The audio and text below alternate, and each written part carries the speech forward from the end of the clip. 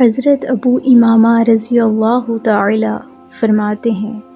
میں نے خود حضور اکرم صلی اللہ علیہ وآلہ وسلم کو فرماتے ہوئے سنا ہے کہ جو شخص رات کو باوضو اپنے بستر پر سونے کے لیے جائے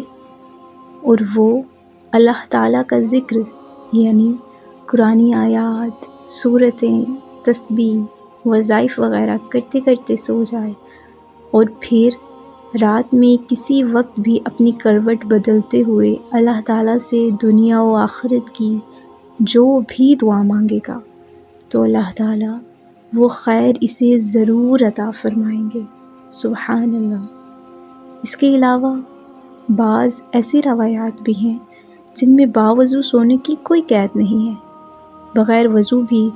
تلاوت، ذکر، تسبیحات و وظائف وغیرہ پڑھتے ہوئے سو جائے اور رات آنکھ کھل جائے یا کروٹ بدلتے وقت جتنی مرتبہ جو بھی دعا مانگی جائے گی وہ سب اللہ تعالیٰ کے کرم سے ضرور قبول ہوں گی انشاءاللہ۔